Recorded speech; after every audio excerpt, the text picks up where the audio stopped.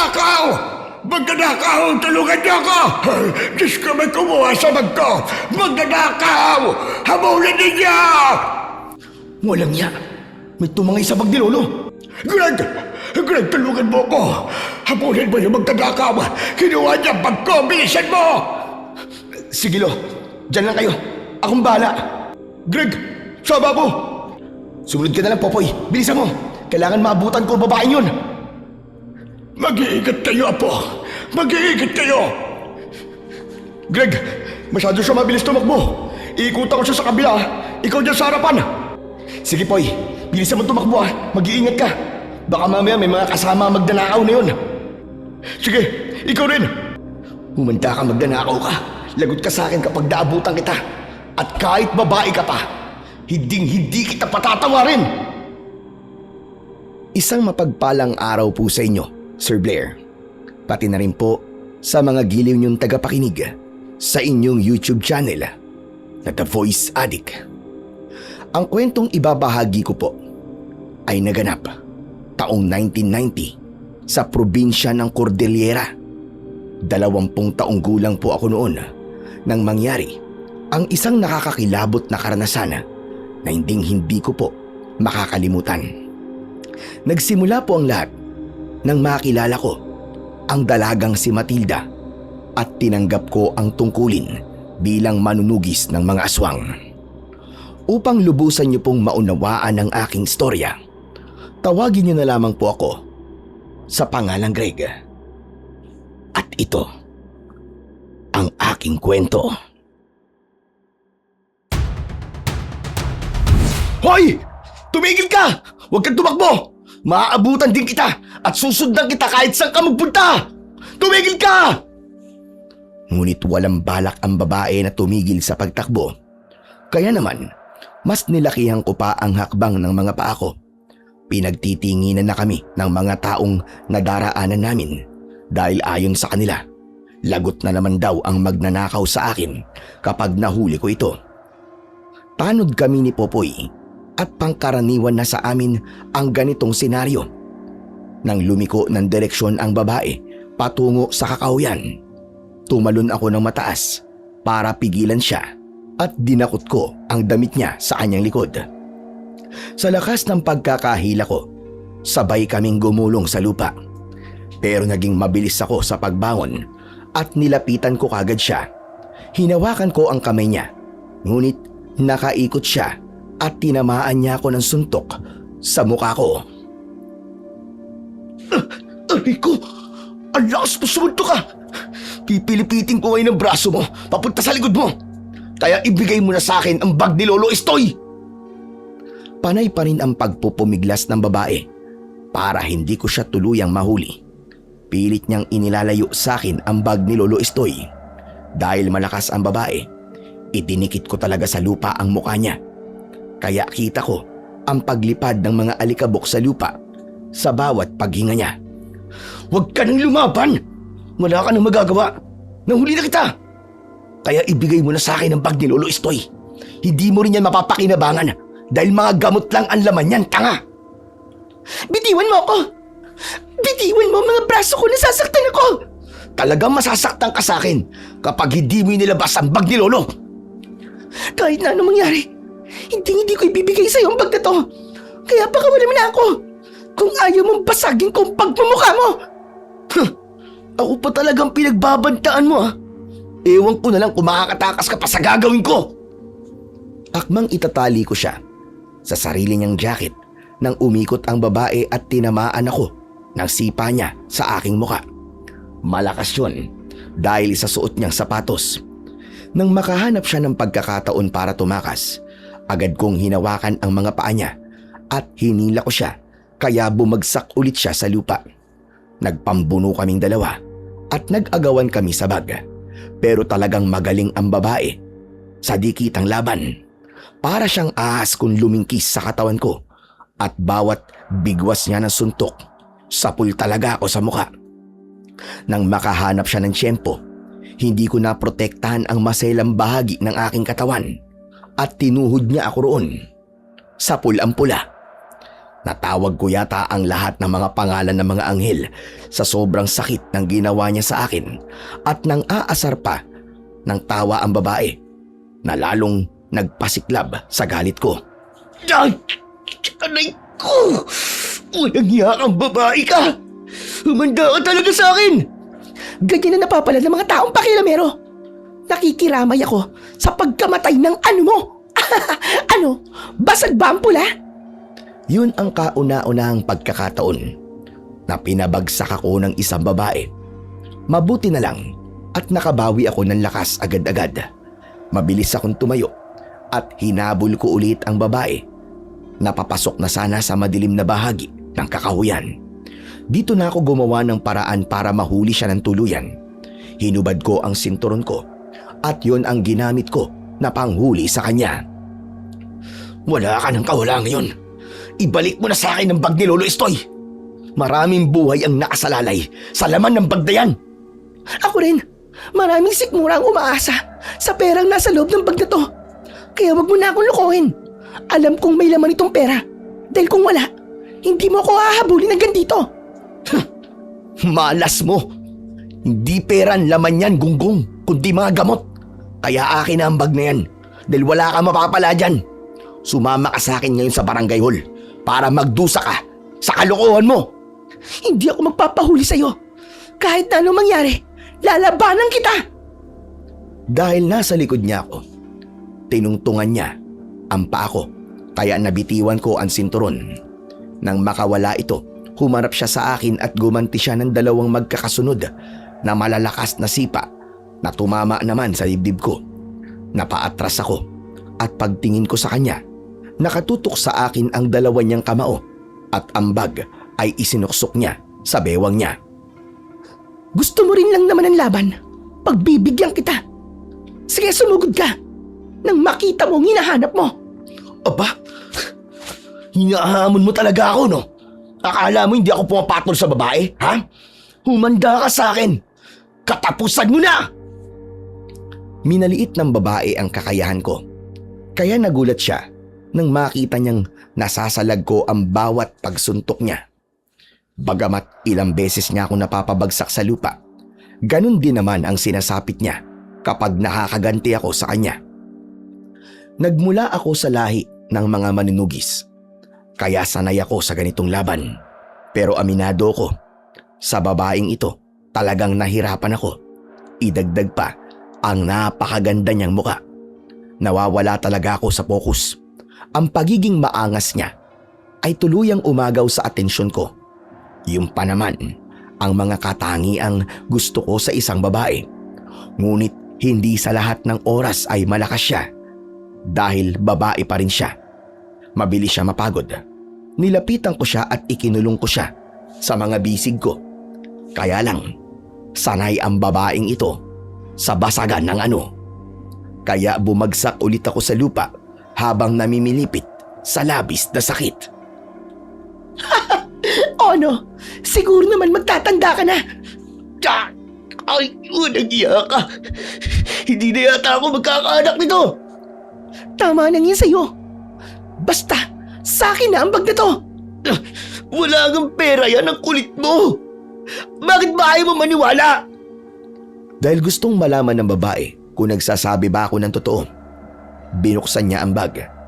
Dahil abala siya sa pagkakalkal sa mga gamit na nasa loob nito, hindi niya namalayang nasa likod na pala niya si Popoy. Dito ay nahuli siya ng kaibigan ko at nakita niya ang kalagayan ko. Mataba at malaki ang katawan ni Popoy, kaya hindi nakapalag ang babae at kahit nagpumiglas siya, hindi siya makaalis sa mahigpit na pagkakakapit sa kanya ni Popoy. Ano, Greg? Ayos ka lang ba? Hindi ako ayos, Poy. Sobrang sakit ang ginawa ng babae yun sa akin. Mag-iingit ka sa kanya. Mukhang hindi ka okay ah. Mapula mukha mo eh.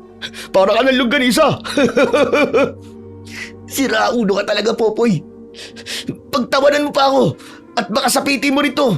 Kahit na ano mangyari, huwag mo siyang papakawalan ha. Ako mismo magpaparusa sa kanya. Siraulo yan. Binasag ang pula ko. Nako, lagot ka na, miss. Bakit naman kasi sa dinami-dami ng babasagin mo, ay yung ano pa ng kaibigan ko ang inano mo? Wala akong pakialam sa kanya. Kasalanan niya to eh, dahil nangingialam siya. Kaya huwag niyo akong pakikialaman. Bakit hindi ka namin pakikialaman? Mga tanod kami. Isa pa, lolo niya ang pinagdakawan mo. Hala, sige, lakad! Sa barangay ka na magpaliwanag. Itinulak ni Popoy ang babae habang hindi niya binibitiwan ang kamay nito. Ako naman ay bumangon na rin at sumunod sa kanilang dalawa. Kaya lang, kitang-kita ko nang biglang lumaban ang babae at sinipa niya rin sa maselang bahagi ng kanyang katawan si Popoy. Nang bumagsak sa lupa ang kaibigan ko at tatakas na sana ang babae, ay tuluyan nang naubos ang pasensya ko. Ginamit ko na sa kanya ang mga natutunan ko sa pakikipaglaban at hindi ko na inisip na isa siyang babae. Dahil natalo ko siya, bumagsak siya sa lupa ng nakadapa. Niluhuran ko siya sa kanyang likod at tuluyan ko nang nabawi ang bag ng lolo ko. Ibalik mo sa akin yan! Ibalik mo ang bag! Tumigil ka! Pinahirapan mo ako ha! Hindi ka na makakaalis. Makukulong ka at sisiguraduhin kong magbabayad ka. Agad kong naitali ang jacket niya sa kanyang braso. Malayo ang distansya ko sa kanya para hindi na maulit ang ginawa niya sa akin. Ngunit nakiusap naman ang babae. Nakikiusap ako. Pakawalan mo na ako. Kailangan ng mga kasama ko ng pagkain kaya ako nagawa ang bagay na to. Maraming batang nakasalalay sa pagkain na may uuwi ko sa kanila. Kaya hindi ako pwedeng makulong. Parang awa mo na. He, tumahimik ka! Huwag mo na akong lukuhin. Lumang estilo na yan. Humarap sa akin ang babae at nakita ko ang mga luha sa kanyang mga mata na para bang nagpalambot sa matigas kong puso. Greg, mukha naman nagsasabi siya ng totoo. Huwag ka maniniwala sa kanya, Popoy. Style lang yan. Hindi natin siya lubusang kilala. Kaya hindi tayo dapat magtiwala sa kanya. Ako si Matilda. Nagsasabi talaga ako ng totoo. Kailangan ko lang talaga ng pagkain madadala ko sa mga kasama ko. Kung gusto niyo sumama pa kayo sa akin para malaman yung hindi ako nagsisinungaling. Sinuri kong mabuti kung nagsasabi ba siya ng totoo. Bigla akong kinabahan. Naramdaman kong seryoso at totoo ang sinasabi niya. Maging si Popoy, yun din ang napansin niya kay Matilda. Maniwala kayo, hindi ako masamang tao. Nagawa ko lang to dahil 2 araw na kaming hindi kumakain. May mga bata kaming kasama sa tirahan namin. Nakikiusap ako sa inyo. Huwag niyo akong dalhin sa barangay dahil kapag ginawa niyo yun, maaaring mamatay ang mga bata sa tahanan namin dahil sa gutom. Totoo ba sinasabi mo, Matilda? Oo. Pakawalan niyo na ako, pangako. Hindi ako tatakas. Hindi ako lubos na nagtitiwala sa'yo. Sige, kung talaga nagsasabi ka ng totoo, dalhin mo kami sa bahay niyo. Sige. Sumama kayo sa akin. Hindi mo na kita papakawalan ha. Delikado ka eh. Wala akong tiwala sa'yo. Dahil gusto kong malaman kung nagsasabi nga ba talaga ng totoo si Matilda, sumama kami ni Popoy sa kanya, papasok sa kakahuyan. Naglakad kami ng halos 1 oras bago namin narating ang sinasabi niyang tirahan. At nagulat kami dahil isang kuweba yun. Sa bukana pa lang ng yungib ay lumabas na ang mga batang nasa edad 10 pababa. Masaya silang sumalubong kay Matilda at nanghihingi ng pagkain. May mga babae rin na may kargang sanggol na halos hindi na nakapagsuklay ng buhok na para bang nanggaling pa sila sa mahabang paglalakbay. Nagtataka naman ako napatingin sa mukha ni Matilda na noon ay punong-puno ng pakiusap ang kanyang mga mata na nakatitig lamang sa akin. Binulungan naman ako ni Popoy nang mapansin niyang nagsasabi ng totoo si Matilda. Greg, tanggalin mo na ang gapo sa mga kamay ni Matilda. Hindi maganda kung makikita siya ng mga kasama niya sa ganyang kalagayan. Oo nga naman, Greg. Ayokong isipin nila na magnanakaw ako. Parang awa mo na. Ayaw mo palang madungisan ang tangal mo eh. Bakit nagnakaw ka? Sana inisip mo muna yun. Kung ikaw nasa kalagayan ko, hindi mo ba gagawin yun para sa kanila? Hindi kami taga rito. At delikado sa amin ang magpakita sa mga tao dahil baka matuntun kami ng mga nilalang na umahabol sa amin. Sabi ko na nga ba't hindi nga kay taga rito eh. Habang ipinapaliwanag ni Matilda ang totoong kalagayan nila, tinanggal ko na ang mga gapos sa mga kamay niya. Paano kayo napadpad dito? Sinalakay ng mga aswang nagariyaw ang baryo namin. Brutal nilang pinatay ang mga kababaryo namin kasama ang mga magulang ko na kapwa manunugis din ng mga aswang. Aswang nagaryaw? Teka, hindi ko naiintindihan ang sinasabi mo eh. Hindi mo naiintindihan dahil nga hindi ka pa nakakakita ng mga aswang nagariyaw. Mapanganib sila at hindi nila kami titigilan hanggat hindi nila kami nauubos. Kung ganun, nagtatago kayo rito? Oo, tama ka, Greg. Kaya hindi kami makalis dito. Natatakot kami na baka matuntun nila ang pinagtataguan namin. Sandali. At sinasabi mo bang aswang nagarayaw yung mga nilalang nakahawig ng kabayo? Oo. Teka, nakakita ka na ba ng nilalang na ganun? Ha? Hindi pa eh. Narinig ko lang sa usap-usapan. Kaya napilitan ako magnakaw para sa mga batang ito. Sa totoo lang 2 araw na nga kami talagang di kumakain. Kaya pakiusap, tulungan niyo kami. Kahit sa pagkain at inumin lang. Nang makita ko ang mga bata, ay para ba akong nauupos na kandila. Awang-awa ako sa mga batang nanghihingi ng pagkain kay Matilda dahil sa nakakaawang sitwasyon ng mga taong nadatnan namin.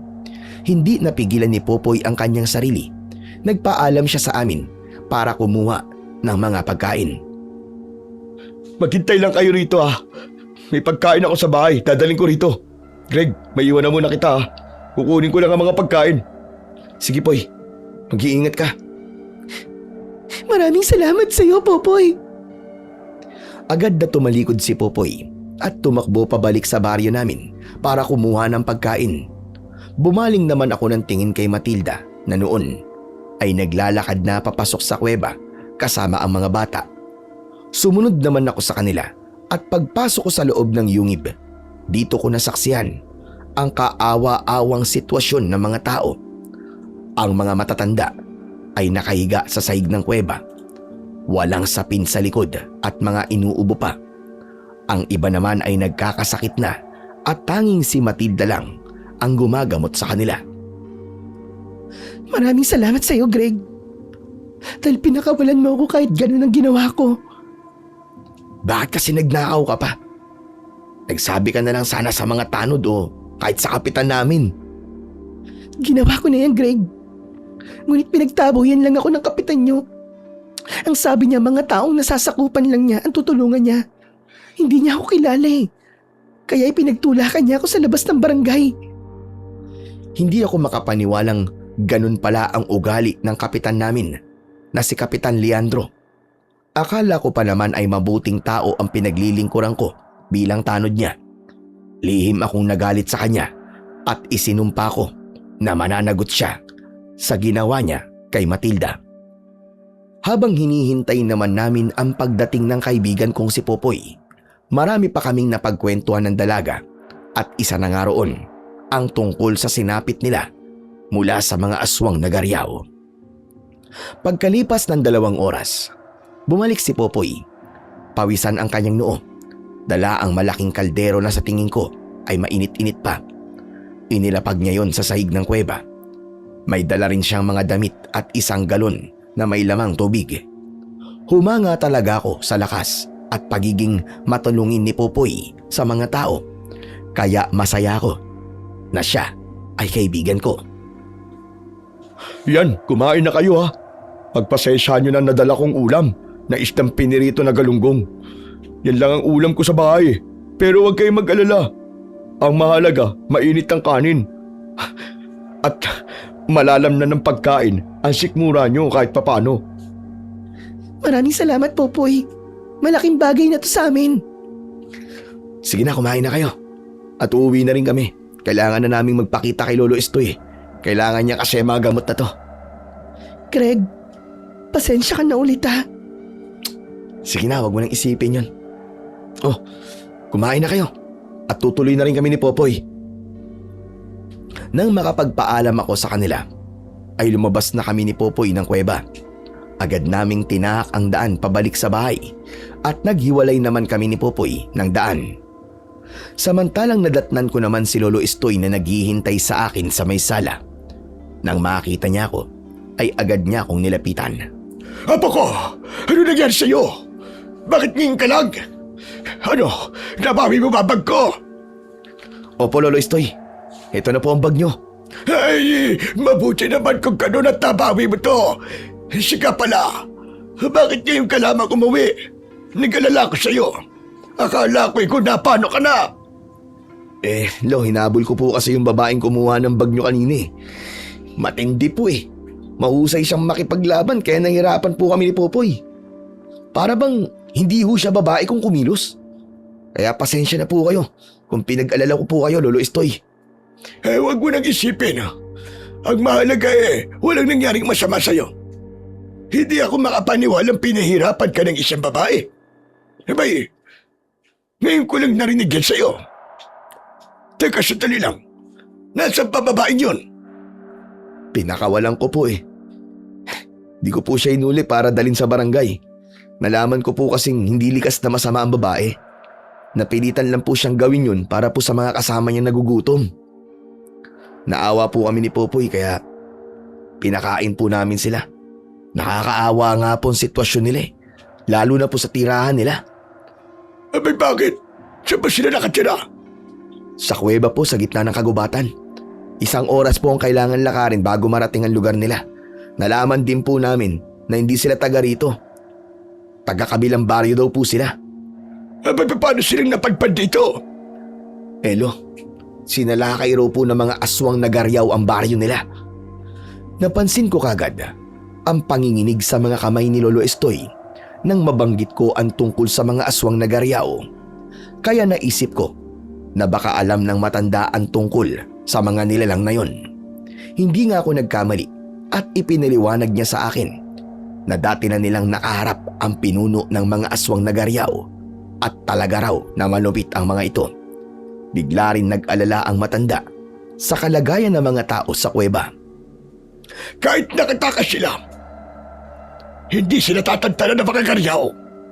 Sila ang mga nilalang na hindi pumapayag na may natitirang tao sa lugar na sinalakay nila. Dapat tuwalis na sila sa lugar na yun at magpakalayo-layo na sila. Hindi dapat sila manatili sa gubat na yun. Saan naman po sila pupunta, Lo? Yung pagkain po nga nila pahirapan na.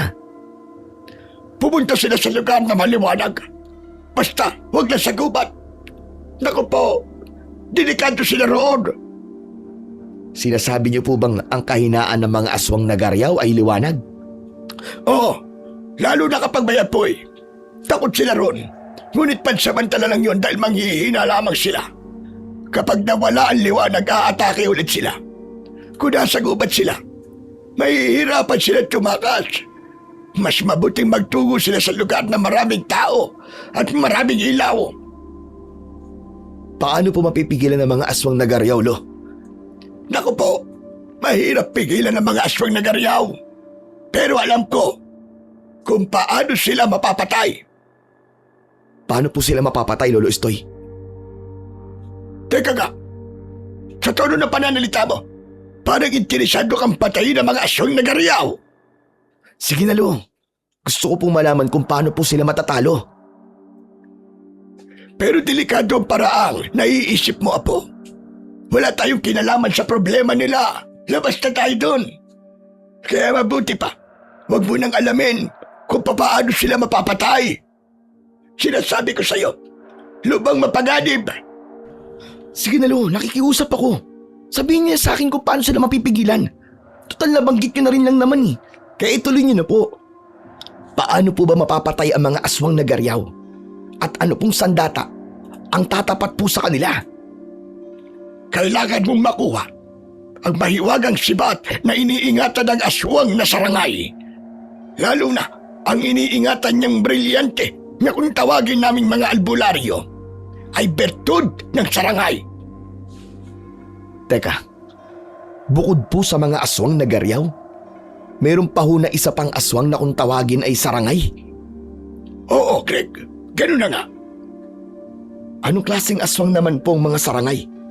Ang mga sarangay ay mga engkanto na merong ulo na tulad ng sa kalabaw at ang katawan nila ay sa tao. Mabangis ang mga sarangay na kung saan mabilis mag-init ang kanilang ulo, madaling magalit, at labis sa kanilang pagiging sakim sa kanilang teritoryo. May angking lakas din sila na kayang patumbahin ang malaking puno sa isang banggalang ng ulo nila. Dahil sa kanilang pambihirang lakas, sila ang inatasan ng diwata ng kalikasan na bantayan ng mahiwagang sibat na tatalo sa mga aswang na garyaw. Yun din ang dahilan kung bakit mortal na magkaaway ang dalawang lahi ng mga aswang. Ano naman po ang kapangyarihang tataglayin ng taong makakakuha po sa mahiwagang sibat at bertud? Sa oras na makuha mo mahiwagang sibat at bertud ng sarangay, ay magtataglay ka ng pinakamalakas na kapangyarihan na tatalo sa lahat ng mga kampon ng kadiliman. Magtataglay ka rin ng lakas na kagaya nila.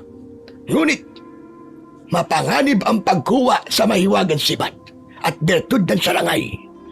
Dahil kailangan mong labanan ang mga bantay dito. Nakaanda po ako sa bagay na yun, Lo. Saan ko po matatagpuan ang lungga ng mga aswang na sarangay? Delikadong binabalak mo, Greg. Kaya hindi ko sasabihin sa'yo kung nasaan ang lungga ng mga sarangay. Bakit naman, Lo? Marami nang sumubok na kumuha sa bertud at sibat, pero wala nang nakabalik sa kanila ng buhay. Lahat sila ay namatay, kasama ang ama mo. Gusto mo rin ba mangyari sa iyan? Nagulat talaga ako sa sinabi ni Lolo Estoy. Ang buong akala ko noon ay namatay ang ama ko dahil sa pagtugis niya sa mga aswang. Subalit yung pala ang totoong dahilan kung bakit namatay ang aking ama. Dahil sinubukan niya ring kunin ang iniingatang bertud at sibat ng aswang na sarangay. Kahit nalaman ko na mapanganib ang gagawin ko, mas lalo akong nagkaroon ng interes na makuha ang mahiwagang sibat upang matulungan si Matilda. Poprotektahan ko sila laban sa mga aswang na garyaw. Ngunit sa kabila ng pagpupumilit ko sa matanda na malaman kung saan naglulungga ang mga sarangay, ay hindi pa rin niya ito sinabi sa akin. Sa halip, siya pa ang nakikiusap na wag na akong sumali sa problema ni Matilda at hayaan ko na raw. Ako nang nakikiusap sa iyo, Greg. Hanggat maaari, huwag ka nang makialam sa problema ng iba. Kalimutan mo na tungkol sa sibat at bertud ng sarangay. Ako ang nagsasabi sa iyo na mahirap kalabanin ang mga aswang na garyaw. Kaya po ba itinago niyo sa akin ang totoong dahilan sa pagkamatay ng ama ko? Ay dahil ayaw niyong labanan ko ang mga aswang na garyaw? Ganun po ba? Oo, ganun na nga. Patawarin mo ko, Greg, kung itinago ko sa iyo ang bagay na iyon. Pero sana naman maintindihan mo ko kung bakit ko ginawa yun. Ikaw lamang ang inaalala ko. Natatakot ako na baka mapahamak ka. Alam kong sa oras na malaman mo tungkol sa pagkamatay ng ama mo, tiyak nagaganti ka. Ayoko nang mawalan ulit ng mahal sa buhay. Pero ngayong alam ko na po ang buong katotohanan, hindi na ho magbabago ang isip ko. Kukunin ko pa rin ang mahiwagang sibat ng sarangay at lalabanan ko po ang mga aswang na garyaw. Pati ang mga aswang na sarangay ay mananagot din po sa akin. Kung kinakailangan tanggapin ko po ang pagiging manunugis ng mga aswang, ay gagawin ko. Anong dahilan? At biglang nagbago ang isip mo? Dati naman, ayaw mong sumunod sa yapak ng iyong ama. Pagkatapos ko po makita ang mga taong yun na nag-aagawan sa pagkain, naisip ko na kailangan ko silang iligtas. Dapat bigyan sila ng normal na buhay. Yung hindi natatakot at hindi na kailangan magtago sa masukal na bahagi ng kagubatan. Gusto ko pong malaman kung saan ko makikita ang tirahan ng mga aswang na sarangay. Dahil tutol si Lolo Estoy sa gusto kong mangyari, hindi niya sinabi sa akin kung saan nakatira ang mga aswang na sarangay. Kaya hanggang sa pagsapit ng gabi ay hindi ako dinalaw ng antok at pabaling-baling ako sa higaan ko. Para bang gusto kong puntahan si Matilda at alamin ang kalagayan nila. Maya-maya pa ay nagulat ako sa biglang paglitaw ni Popoy sa bintana ng silid ko at diretso siyang naupo sa katre. Kaya napabalikwas ako ng bangon. Nagtataka naman akong napatitig sa muka ng kaibigan ko. Poy, anong ginagawa mo rito? Greg, hindi ako makatulog eh. Nag-aalala ako sa mga tao sa gubat. Si Matilda lang ang may kakayahang lumaban sa mga aswang na garyaw. Nag-aalala ako na baka hindi nila maipagtanggol ang kanilang sarili at mapatay sila ng mga aswang. Yun nga din ang iniisip ko, Poy. Ano plano mo ngayon? Punta natin sila. Gusto ko matahimik ang kalooban ko. Nakokonsensya akong iniwan natin sila ron eh. Nang magkasundo kami ni Popoy, ay tahimik kaming umalis sa bahay. Dala ko noon ang itak ni tatay at si Popoy naman ay dala niya ang kanyang batuta. Habang tinatahak namin ang madilim na bahagi ng kagubatan patungo sa kinaroroonan ng kuweba, ay malakas din ang tibok ng puso ko dahil sa kaba. Hindi maipaliwanag ang takot na nararamdaman ko na para bang pakiramdam ko ay merong mangyayaring masama kina Matilda. At hindi nga ako nagkamali dahil pagdating namin dun ay nagkakagulo na ang mga tao habang si Matilda naman ay panay ang pagpapakawala ng palaso sa ere para patamaan ang mga aswang na garyaw. Dito ko nakita ang kanilang itsura na ang ulo nila ay sa kabayo habang ang kanilang katawan ay sa tao.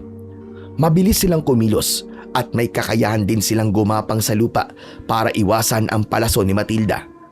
Kaya lang, hindi sila makalapit sa dalaga dahil sa siga na nasa tabi niya. Greg, tignan mo! Takot sila sa liwanag ng apoy!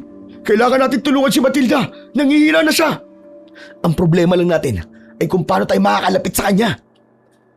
Iginala ko ang paningin ko sa paligid para makita kung gaano karami ang kalaban at napansin kong napapalibutan na ang kuweba ng mga aswang na garyaw. Sa oras na mawalang liwanag sa apoy, makakalapit na ang mga aswang sa kanya. Maghanap tayo ng mga tuyong sanga ng kahoy para madagdagan natin ang gatong sa siga. Sige, Poy. Maganda na isip mo. Tara! Maingat kaming dumampot ng mga tuyong sanga ng kahoy at nang makahanap kami ng sapat na dami, ay humanda na kami para lapitan si Matilda. Bahala na. Kung kahinaan nila ang apoy, ito rin ang gagamitin natin laban sa kanila. Handa ka na ba? Tara! Mabilis kaming tumakbo, papalapit sa kinaroroonan ni Matilda, dala ang mga sanga. Lahat ng mga sumalubong sa amin na aswang ay inatake ko ng taga gamit ang matalas na itak ni tatay. Si Popoy naman, pinagpapalo niya ng batuta sa ulo ang mga aswang. Agad kaming napansin ni Matilda na panay din ang pagpapakawala ng palaso sa ere. Hanggang sa makalapit kami sa kinaroroonan niya, mabilis naming inilagay sa siga ang mga sanga ng kahoy at lumakas ang apoy nito. Kaya umatras ang mga aswang na garyaw at umangil sila ng malakas. Nagtago sila sa likod ng mga puno para hindi sila maabot ng liwanag. Bigla namang napadaing sa sakit si Matilda dahil dito napansin ko na may kalmot siya sa likod at umaagos pa ang dugo mula sa sugat niya. Diyos ko, Matilda! May sugat ka sa likod! Baliwala to, Greg. Bakit kayo nandito? Hindi kayo dapat madamay sa problema ko. Mamarkahan kayo ng mga garyaw at pati kayo ay malalagay na rin sa panganib. Pwes, lalabanan namin sila. Hindi namin hahayaan na mapahama kayo. Maging alerto kayo sa paligid! Hindi maganda ang kutob ko sa pananahimik nila. Hinihintay lang nilang mawala ang liwanag ng apoy. Kaya kailangan natin dagdagan ng gatong at siga. Kahit may sugat si Matilda, ay kumilos pa rin siya para maghanap ng mga sanga ng kahoy na agad ko namang pinigilan at hindi ko sinasadyang mahawakan ang kamay niya. Ako na lang ang maghanap ng mga sanga. May sugat ka. Kailangan magamot ka agad yan. Greg, ang kamay ko. Bitiwan mo na. Ay, oo nga pala, pasensya ka na. Masyado kasi akong nag-alala sa sugat mo eh. Huwag mo na akong alalahanin. Dahil pinaso ko ng talim ng palaso ang sugat ko. Kontra yon sa lason mula sa garyaw. Matilda, Greg! Nawawala ng liwanag mula sa siga! Kailangan natin makahanap ng pandagdag na gatong sa siga. Kaya lang, naroon namang sanga sa gitna na kung saan ay hindi abot ng liwanag. Sige, ako na lang gagawa. Dito lang kayo. Ako ang pupunta sa gitna para manguha ng mga sanga. Gamit ang konting liwanag mula sa sangang dinampot ko sa siga, nagtungo ko sa gitna para kunin ang mga sanga na tuyo. Kaya lang, biglang lumakas ang ihip ng hangin at namatay ang apoy sa kahoy na hawak ko. Sinamantala ng isang aswang na garyaw ang pagkakataong wala akong dalang apoy at inatake niya ako gamit ang kanyang mga kuko. Mabuti na lang at nakaiwas ako. Agad ko naman siyang tinaga sa leeg at sinaksak ko sa tiyan gamit ang itak ko. Halos lumuwa ang kanyang mga bituka, ngunit naghilom din ang sugat niya. Kaya sinamantala ko ang pagkakataon para tumakas. Dumampot ako ng mga sanga ng kahoy, saka ako tumakbo pabalik sa kinaroroonan ni Matilda. Pero itinutok niya sa akin ang kanyang mga palaso, indikasyong may humahabol sa akin na aswang na garyaw. Greg! Yumuko ka! Nang yumuko ako, ay binitiwan naman ni Matilda ang kanyang palaso at bumaon yun sa dibdib ng nilalang na nasa likuran ko. Ngunit hindi talaga nito ininda ang palaso. Binali lang nito ang bagay na yon at muling tumakbo pasugod sa akin. Nang maabot siya ng liwanag, ay bigla siyang nagbago ng anyo bilang tao. Kaya nilapitan ko siya at agad ko siyang pinugutan ng ulo. Nang bumagsak sa lupa ang nagkikikisay niyang katawan, ay sabay-sabay rin na umangil ang mga aswang na garyaw. Tila nagdadalamhati rin sila sa pagpanaw ng kanilang kasama. Greg, halika na! Bilisan mo! Nang lumingon ako sa pinagmumulan ng angil, ay nakita kong lumitaw ang mga garyaw mula sa kakauyan. Tumutulo ang kanilang malalapot na laway at nanlilisik ang kanilang mga mata dahil sa labis na galit. Saka ko naman nilapitan sina Popoy at Matilda. Agad naming ginatungan ang siga at dahil sa pagkalat ng liwanag sa buong paligid, tuluyang umalis ang mga aswang. Nanghina naman noon si Matilda at inalalayan ko siyang pumasok sa loob ng kuweba. Sige na, Greg. Tulungan mo si Matilda. Medyo malalim ang sugat niya sa kanyang likod. Kayang pa ba, Matilda? Oo, kaya ko pa. Pagod lang ako at kaya nangihina ako. Dito ka na maupo sa malapad na bato para makapagpahinga ka. Agad kong pinunit ang laylayan ng damit ko para itali sa bewang niyang may sugat. Hinubad ko rin ng tuluyan ang damit ko at ipinasuot ko yon sa dalaga. Pansamantala lang silang umalis. Pero tiyak na babalik sila. Sarili mo munang isipin mo, Matilda, dahil may sugat ka. Huwag kang mag-alala. Tutulungan namin kayo. Pero dahil sa ginagawa nyo, tiyak na madadamay pati ang mga kababaryo nyo. Magsasalita pa sana ako. Kaya lang, ay dali-daling pumasok sa loob ng kuweba si Popoy. Magpahinga na muna kayo at kami na lang ang magbabantay sa inyong lahat. Sige na, para bukas ay may lakas kayo. Magdamag kaming nagbantay ni Popoy sa kuweba at hindi ko na malayang nakatulog pala ako nung madaling araw. Pagkagising ko ay nagkakagulo na sina Matilda at Popoy dahil paalis na ang mga ito. Napatayo naman ako at agad na lumapit kay Matilda na noon ay dala na niya ang ilang piraso ng kanilang mga damit. Teka, saan kayo pupunta? Bakit kayo aalis, Matilda? Ayaw namin pati kayo ay madamay sa problema namin. Kailangan na namin umalis dito, Greg. Pero saan kayo pupunta? Kahit saan, basta malayo rito. Sa tingin ko hindi na kami ligtas sa lugar na to dahil natuntun na kami ng mga aswang na garyaw. Pero wala namang kayong tiyak na pupuntahan. Kaya hayaan nyo na lang na tulungan namin kayo. Ayoko. Sobrang laki na ng abalang ginawa namin sa inyo. Mas lalo naman kaming hindi mapapalagay niyan kapag napahamak kayo. Konsensya namin yun. Tama si Greg, Matilda. Ginagawa rin namin to sa iba. Kaya sige na, hayaan yung tulungan namin kayo. Si Greg, may bakante silang bahay. Pwede kayo ron.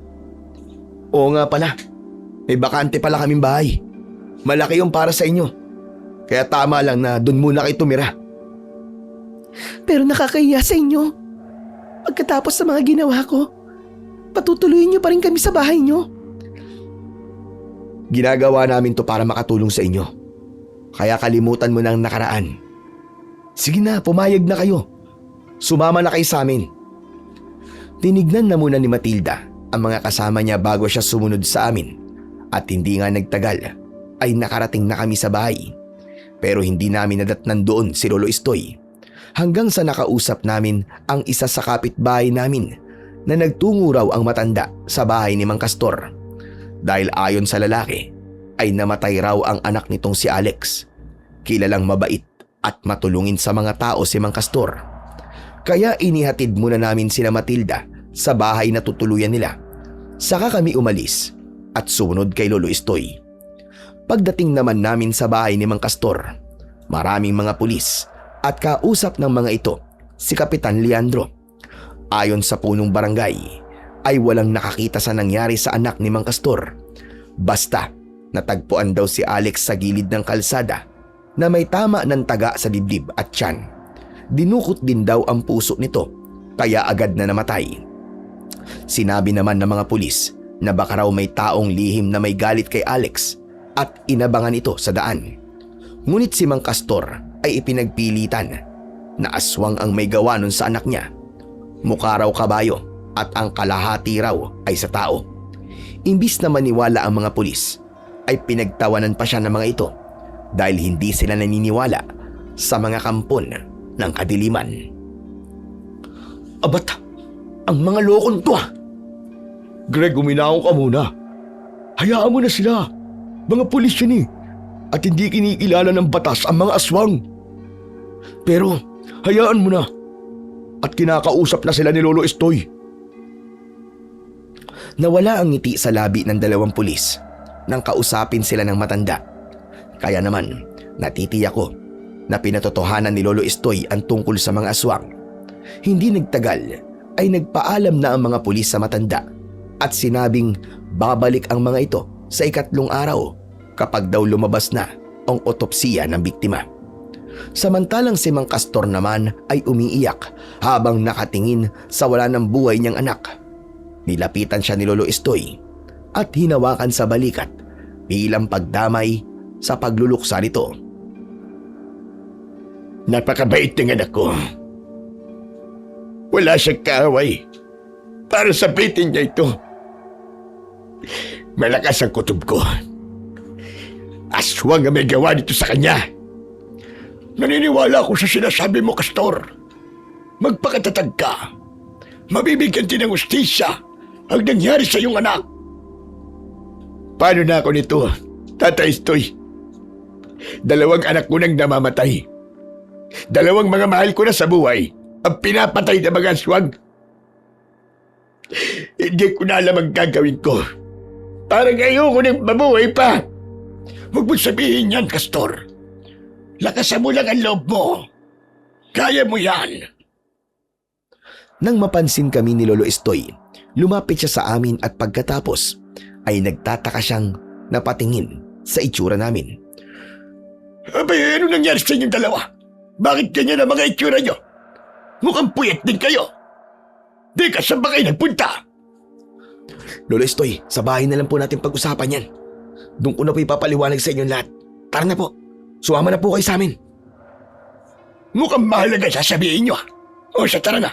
At baka kung ano na namang kalokohan ang mga pinaggagawa ninyo dalawa. Ay nako, ang mga kabataan talaga ngayon. Napakatitigas ng ulo. Habang naglalakad kami, binuksan ni Popoy ang usapan tungkol sa mga taong dinala namin sa bahay. Ang totoo po niyan, Lo. May mga kasama po kami. Dinala po namin sila sa bahay ninyo. Ano ka mo? Tumigil sa paglalakad si Lolo Estoy at nagpalipat-lipat ang tingin niya sa aming dalawa ni Popoy. Ano ba pinagsasasabi niyong dalawa? Doon na lang po namin ipapaliwanag sa inyo lahat, Lo, para makita niyo po ang kalagayan nila. Halina po, sumama na po kayo sa amin. Kailangan po kasi nila ng tulong natin. Tumigil ka, Greg! Nagdidesisyon ka na hindi ko alam! Mga pasaway talaga kayo! Maya-maya pa ay ipinagpatuloy namin ang paglalakad hanggang sa makarating kami sa bahay. Nadatnan niya nga roon sina Matilda at ang mga kasama nito. Sila po ang sinasabi namin kasama namin dito, Lolo Estoy. Sila po ang mga taong nagtatago sa kuweba. Walang iya ka, Greg! Ano itong ginawa mo? Akala ko kung sino lang ang sinasabi mo mga kasama mo. Paano sila napunta rito? Ang totoo po niyan, umalis po kami ni Popoy kagabi nang di nyo alam. Pagdating po namin doon, nadatnan po namin sila na inaatake ng mga aswang na garyaw. Ano sabi mo? Nagtungo ka ron nang hindi ko alam. Hindi ba't sinabi ko sa'yo na huwag kang makikialam sa problema nila? Pasensya na, Lo. Di ko lang po talaga matiis na hindi sila tulungan eh. Ito lamang po naisip kong paraan para mailigtas sila. Total naman po bakante ang isang bahay. Baka po pwedeng dito po muna sila tumira pansamantala. Pero hindi mo alam ang kulong pinapasok mo, Greg. Sa oras sa tulungan mo sila, malalagay din sa panganib ang mga tao rito sa baryo natin. Sasalakayin rin ang mga aswang ang buong baryo. Dahil ang mga garyao, wala silang ipinagkaiba sa mga pirata na mahilig manakop ng baryo. Pero may nangyari na pong pagpatay sa lugar natin, Lo. Namatay po ang anak ni Mang Castor at alam ko pong kagagawan nyo ng mga aswang na garyaw. Kaya kahit hindi po natin kupkupin ang mga taong ito, guguluhin pa rin tayo ng mga aswang. Kaya nakikiusap ako sa inyo, Lo. Tulungan po natin sila. Huwag nyo na lang pong tignan ang mga matatanda. Ang mga bata na lang pong isipin nyo. Nakakaawa po sila, Lo. Saka naman po, Lolo Estoy. Ako nga po, na hindi ko sila kaano-ano naaawa ko sa kanila eh. Kaya sana naman po, kahit para sa mga bata lang, ibigay niyo po sa kanila ang tulong niyo. Hindi na nagsalita pa ang matanda at napabuntong hininga na lamang siya. Ang kahinaan ni Lolo Estoy ay ang mga bata, kaya ang pananahimik niya ay indikasyong pumapayag na siya sa gusto naming mangyari. Ilang sandali pa ang lumipas ay napatingin siya sa mukha ni Matilda. Nilapitan niya ang dalaga habang ang babae naman ay nagtataka rin na napatingin sa mukha ni Lolo Estoy. Hinintay namin ni Popoy na magsalita ang matanda. Teka, ikaw ba si Matilda, Ineng? Opo, Lo. Ako nga po si Matilda. Bakit po? Nakikita ko sa itsura mo ang mukha ng nawawala kong anak na si Rosa. Magkamukhang magkamukha kayo na para bang magkakambal kayo. Teka, nasan ba mga magulang mo? Patay na po sila. Namatay po sila nung gabing sinalakay kami ng mga aswang na garyaw. Maging ang iba po sa amin ay nawalan din ng pamilya at naulila nang dahil po sa mga aswang. Ngunit, nabanggit po ninyo ang pangalang Rosa. Rosa din po ang pangalan ng nanay ko. Nagkataon pa talaga na Rosa din ang pangalan ng nanay mo. May isang tanong lang ako. Ang nanay mo ba ay may peklat sa kanyang leg na para bang kinagat ng aswang? Nung bata pa kasi ang anak ko si Rosa, kinagat siya sa leeg ng isang garyaw na sumalakay sa baryo namin.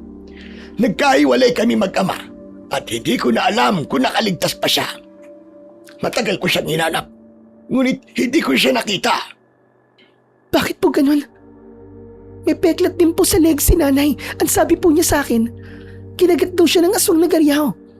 Manunugis daw po ang lolo ko at nagmula raw po kami sa lahi ng mga albularyo. Itinuro nga po niya sa akin ng paraan kung paano po matatalo ang laso ng aswang. Ang sabi po niya, sunugin at painitin ko raw ang talim ng kahit na anong sandata. Saka mo ipaso sa mismong sugat ng biktima. Tama ba? Nang madugtungan ni Lolo Estoy ang sinabi ni Matilda, kinabahan ako. Inisip ko na kapatid ko si Matilda dahil ang sabi ni Lolo Estoy, ina ko si Rosa na anak niya. Maya-maya pa, napaluha ang matanda. Nanghina ang mga tuhod niya, pero naalalayan naman kagad siya ni Popoy. Maging si Matilda ay nagtataka na rin sa reaksyon ng matanda. At ako na nga ang hindi nakatiis. Lo, ano po nangyayari sa inyo? Bakit po kayo nagkakaganyan? Diyos ko, Greg. Hindi ko akalain na hahabulin pa rin talaga ako ng nakaraan na kailangan kong harapin ang lihim na matagal ko nang itinatago sa inyo. Si Matilda ay apo ko sa anak kong si Rosa. Kung ganun ho, magkapatid po kami. Hindi kayo magkapatid sapagkat pasensya ka na, Greg. Hindi kita totoong apo. Ano ho? Ulitin niyo nga po sinabi niyo. Patawarin mo ko, Greg. Ampun lang kita dahil nangungulila ako noon sa apo at anak ko. Nang mamatay ang tatay mo sa pagkuha sa maiwagang sibat at bertud ng sarangay, walang mag-aalaga sa'yo dahil namatay naman ang nanay mo nung ipinanganak ka. Kaya ako na lang ang nagpalaki sa'yo at itinuring kita na totoo kong apo. Hindi. Hindi totoo yan. Nagsisinungaling lang ho kayo. Greg, yun ang buong katotohanan, apo. Ngunit maniwala ka. Minahal kita ng higit pa sa buhay ko. Si Matilda, siya talaga ang apo ko. Hindi ko akalain na ang babaeng tumangay sa bag ko ay ang tunay ko palang apo. Para bang may libo-libong pako ang bumuon sa puso ko. Dahil ang katotohanan, ako pala ang walang pamilya at si Matilda pa pala ang inagawan ko ng lolo. Maging ang dalaga ay nagulat din sa kanyang mga naririnig at dahil para nang sasabog ang dibdib ko, umalis ako sa lugar na yon at iniwan ko sila. Sumunod naman sa akin si Popoy at kinausap niya ako. Greg, tol, sandali. Greg, saan pupunta? Gusto ko mapag-isa. Samahan na kita. Hoy, ano ba? Tumigil ka muna sa pagtakbo. Bilis-bilis mo eh. Doon muna tayo sa ilalim ng punong yon. Pag-usapan natin na nangyari kanina. Huwag mong sarilinin ng sakit, tol. Nandito ako. Kaibigan mo ako. Hindi ko na nga naitago ang nararamdaman ko at napahagulgul na ako. Masakit sa akin ang malaman ng katotohanan ngunit kailangan ko tong harapin. Inakbayan ako ng kaibigan ko at dinala niya ako sa punong itinuro niya. Naupo kami sa ugat at hinayaan niya lang akong umiyak ng umiyak. Nang makabawi ako at mawala na ang bigat sa dibdib ko, kinausap na ako ni Popoy. O ano? Anong plano mo ngayon, Greg? Hindi ko alam, Poy. Nabigla talaga ako sa nalaman ko. Pero masakit din to para kay Lolo Estoy. Nakita mo naman ang reaksyon niya kanina, di ba? Kaya alam ko nagdudusa rin siya sa ginawa niyang paglilihim sa'yo. Sana maintindihan mo kung bakit niya itinago yun sa'yo. Huwag ka sana magtanim ng sama ng loob sa lolo mo. Ang mahalaga, nagkita na sila ni Matilda, di ba? Nang dahil yun sa ating dalawa, Greg. Tayo ang ginamit na kasangkapan ng Panginoon para pagtagpuin silang dalawa. Yun na lang ang isipin mong naging kapalit ng sakit na nararamdaman mo ngayon. Tama ka. Kaya lang naman ako nagkakaganito dahil nabigla ako eh. Nauunawaan kita. Hindi ba namatay ang tatay mo sa pagkuha sa maiwagang sibat ng aswang na sarangay? Bakit hindi mo harapin ang nilalang na yun? At ikaw mismo ang kumuha sa sibat na yun. Subukan mo. Yun nga ang gagawin ko. Para mapatay ko na rin ang mga aswang na garyaw. Kaya lang, hindi ko naman alam kung nasaan ang lungga ng mga sarangay. Alam ni Matilda ang lugar na yun. Dahil nanggaling siya ron. Ha? Teka, ano bang ibig mo sabihin? Yung baryong sinalakay ng mga garyaw ay malapit sa kuta ng mga aswang na sarangay. Si Matilda lang ang makapagtuturo sa iyo sa lugar na yun. Kaya ang mabuti pa, siya ang kausapin mo. Totoo ang sinabi ni Popoy, Greg. Alam ko kung nasa ng kuta ng sarangay. Sabay kaming napalingon sa likuran namin nang marinig namin ang boses ni Matilda. Hindi ko alam na sumunod pala siya sa amin at napatayo ako. Si Popoy naman ay nagpaalam na sa amin at hinayaan kaming makapag-usap ni Matilda. Pasensya ka na, Greg. Hindi ko alam na mangyayari to. Wala kang dapat na ihingi ng pasensya, Matilda. Ang mahalaga, nahanap mo na ang natitira mong pamilya. Huwag ka mag-alala. Wala naman akong galit kay Lolo Estoy eh. Nabigla lang ako kanina. Siya nga pala. Nabanggit mo ang tungkol sa sarangay. At totoo ang sinabi ni Popoy. Alam ko kung saan niyo matatagpuan. Handa akong sumama sa iyo para tulungan ka. Sigurado ka ba? Pero sabi ni Lolo mapanganib daw ang pupuntahan natin. Sanay ako sa pakikipaglaban. Kaya wag mo akong aalalahanin. Lalo na kung kasama kita. Alam ko rin na hindi mo ako pababayaan. Tatapusin ko muna ang problema namin ni Lolo Estoy. Saka natin pag-usapan ang tungkol sa pagkuha sa Maywagang Sibat at Bertud ng Sarangay. Sige, ikaw ang bahala. Mabuti na yun. Para matapos na ito. Magkasama kaming umuwi sa bahay at nadatnan namin si Lolo Estoy na nakaupo sa bangkong nakaharap sa lamesa. Nang makita niya kami, ay agad siyang tumayo at lumapit sa akin. Hinawakan niya ang kamay ko at naluluwang humingi ng tawad sa akin. Agad ko naman siyang niyakap upang iparamdam sa kanya na wala akong galit sa kanya. At lumipas na ang sama ng loob ko. Pagkatapos ay ipinaalam ko sa kanya ang plano namin ni Matilda. Nang una ay tumutol siya dahil mapanganib daw talaga ang gagawin namin. Ngunit nang ipaliwanag ko sa matanda na kailangan kong subukan kunin ang Mahiwagang Sibat at Bertud para sa mga taong nangangailangan ng tulong ko, ay pumayag na rin ito. Nangako ko na babalik kami ni Matilda ng buhay at ligtas. Kinabukasan ay hindi ko nakita si Popoy para sana magpaalam sa kanya na kailangan namin magtungo sa kabilang baryo. Kaya umalis kami nang hindi nagpapaalam sa kaibigan ko. Dala naman ni Matilda ang kanyang mga pana at palaso at posporo na maaari namin magamit kapag nakasalubong namin ang mga aswang na garyaw. Ako naman ay dinala ko ang matalas na itak ni tatay. Pagkalipas ng 2 oras na paglalakad ay narating na namin ang dating baryo ni Matilda. Napaluwa siya nang makita ang sinapit ng lugar. Halatang sinunog nila mga bahay rito para wala na kayong balikan. Napakalupit nila, Greg.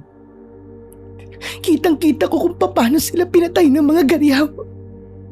Kaya mas lalo kong sisikapin na matulungan ka makuha Maywagang Sibat na papatay sa kanila.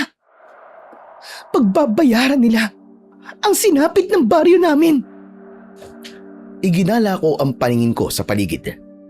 At kahit may mga bakas ng dugo sa lupa na kahit natuyo na ang mga ito, ay kita pa rin ang malupit na sinapit ng mga tao sa kamay ng mga aswang na garyaw.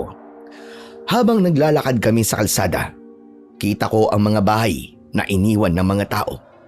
Hindi nagtagal ay nakarating kami sa tuktok ng burol kung saan ay itinuro sa akin ni Matilda ang kuwebang kailangan naming puntahan dahil yun daw ang lungga ng mga aswang na sarangay.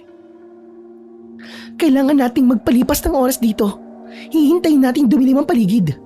Tuwing gabi, umaalis sa mga sarangay para maghanap ng pagkain. Kaya magkakaroon tayo ng pagkakataong makapasok sa kuweba. Sigurado ka ba sa sinasabi mo, Matilda? Oo, dahil ang totoo niyan, isa rin ng nanay ko sa mga taong nagtangkang kumuha sa Maywagang Sibat at Bertud ng sarangay. Nang makita niya na marami ang namatay, hindi na siya tumuloy. Gaano ba kalakas ang Sibat at Bertud? Bakit maraming tao naghahangad na makuha ang mga yun? Dahil kapag nagtaglay ka raw nun, ay magkakaroon ka ng lakas na parabang sa kalabaw. At kaya mo nang puksain ng mga garyaw sa pamamagitan naman ng liwanag na nagmumula sa Bertud. Kaya lang, hindi talaga ito madaling makuha. Kaya kailangan mong labanan ng mandirigmang nagbabantay nito. Kaya mag-iingat ka, Greg. Oo, Matilda. Gagawin ko ang lahat makuha lang yun. Hinintay nga naming dumilim ang paligid at umabot yon ng halos 3 oras. Hindi namin inaalis ang paningin namin sa bukana ng kuweba at hindi nga nagtagal ay nakita naming merong mga taong lumabas mula roon. Sabay-sabay silang umungol na parabang nasasaktan sila. Unti-unti silang nagpalit ng anyo bilang aswang na sarangay at nagulat ako sa kanilang mga itsura. Ang ulo nila ay sa kalabaw. Ngunit ang kanilang katawan ay sa tao, maskulado at halos kasing tigas na mga bato. Ang kanilang mga muscle sa braso, binti, sa tiyan at sa kanilang dibdib. Maging ang kanilang mahahabang kuko na kasing talas ng tare ng manok ay nakadagdag sa nakakakilabot nilang itsura. Ang ilan naman sa mga aswang na sarangay ay kayang bumunot ng puno at yun mismo ang ginamit nilang pangharang sa pintuan ng kuweba. Nagkatinginan kami ni Matilda at muling napasulyap sa gawi ng mga aswang. Ganyan ang ginagawa nila sa tuwing umaalis sila sa kanilang lungga para maghanap ng pagkain. Ngunit hindi ibig sabihin nun ay walang natitirang aswang sa loob ng kuweba. Tiyak na nagpaiwan ng nilalang na nagbabantay sa may wagang sibat. Kung ganun, ito na ang tamang pagkakataon para pasukin ang kuwebang yan. Dito ka lang, Matilda. At kahit na anong mangyari, wag na wag kang susunod sa akin sa loob. Hindi ka rin lalabas sa pinagtataguan mo to. Baka mapahama ka kung sakaling lumabas ka rito. Naiintindihan mo ba ako? Oo, Greg. Mag-iingat ka rin. At patawarin mo ko kung kailangan mo tong gawin. Hindi to para sa'yo, Matilda. Ginagawa ko to dahil pinatay na mga hayop na yun ng ama ko. Panahon na para magbayad sila. At ngayon, kukunin ko rin ang mahalagang bagay sa kanila. Basta mag-iingat ka, Greg. Nandito lang ako. Nasisiguro kung magtatagumpay ka. Isang tango lang ang itinugon ko sa sinabi ni Matilda. Saka ako tumakbo ng mabilis patungo sa bukana ng kuweba. Sinamantala ko ang pagkakataong nakaalis na ang mga aswang na sarangay. Maingat ang bawat hakbang ko papasok sa loob ng yungib habang hawak ko ang itak at pinakiramdaman kong mabuti ang bawat galaw ko sa paligid. Dinig na dinig ko noon ang ingay sa loob ng yungib. Nagtago ako sa malalaking bato at nagpalipat-lipat ako sa mga yon hanggang sa makarating ako sa pinakagitna ng kuweba.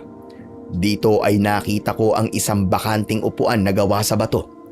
May mga sulo na nakatusok sa gilid ng upuan na marahil ay upuan ng kanilang pinuno. Maliwanag sa loob, kaya kita ko ang isang aswang na sarangay na nakatayo sa tabi ng sibat na gawa sa kahoy, habang ang dulo nito ay gawa sa dulo ng sungay ng kalabaw. Mabilis akong nagtago sa malaking bato habang nakasilip sa kinaroroonan ng aswang. Kung hindi ako nagkakamali, yun na ang mahiwagang sibat. Agaw pansin din ang nag-iisang bato na nakasabit sa tenga nito na kung hindi ako nagkakamali, ay yun na ang brilyanteng sinasabi ni Matilda, ang bertud ng sarangay. Nagtataka ako dahil iisa lang yun at nawawala ang isang bertud. Sabi ni Lolo Estoy, dalawa yun na parang hikaw. Ibig sabihin, may nakakuha na sa isang bertud. Hindi ako makapaniwalang doon nanggagaling ang lakas ng aswang na sarangay. Kung makukuha akong bertud, magagawa ko ng labanan ng mga aswang na garyaw. At kahit ang mga aswang na sarangay ay magagawa ko na rin talunin. Pero hindi ako dapat maging kampante sa pananahimik ng isang ito. Tiyak na mas mahusay siya sa lahat, kaya siya ang naatasang magbantay sa maywagang sibat. Kailangan kong mag-ingat. Siguradong malakas ang pakiramdam niya. Maingat akong humakbang papalapit sa kanyang kinaroroonan. Ngunit bigla siyang nagising, kaya mabilis akong nagtago sa likod ng isang bato. Habol ang hininga ko na muling sinilip ang aswang. Nakita kong inililinga niya ang kanyang paningin sa paligid. Hinawakan niya ang sibat at itinutok niya ito sa kanyang unahan na para bang alam na alam nito na may tao nang nakapasok sa loob ng kuweba. Hindi nagtagal ay nagsalita siya at sinabi niyang alam niya na nagtatago ako sa likod ng mga bato. Kaya naman, lumabas na raw ako. Itinutok niya sa akin ang sibat na para bang handa siya sa pag-atake. Tinanong niya ako kung anong pakay ko sa lungga nila at ano raw ang kailangan ko. Sinikap kong maging kampante at ipinakita ko yun sa masayang pananalita ko. Kaibigan, wala akong ibang kailangan sa iyo. Hindi ako nandito para manggulo. Ang kailangan ko ang maiwaga mong sibat. Pwede ko rin bang mahiram ang brilyante mo sa tenga? May paggagamitan lang ako. Ibabalik ko rin naman pagkatapos. Tila hindi nagustuhan ng aswang ang mga sinabi ko, kaya umangil siya ng malakas at galit siyang lumapit sa akin dala ang sibat. Huminto siya ng ilang dipa ang layo sa akin. Pagkatapos ay umalingaw-ngaw ang tawa nito. Hindi raw ganong kadali ang sinasabi ko. Hindi raw niya pinapahiram ang mga sandata niya sapagkat ibinibigay niya raw yun sa taong mas karapat dapat na gumamit nito. Kaya kailangan ko raw patunayan kung karapat dapat daw ba ako para sa mga sandatang iniingatan niya.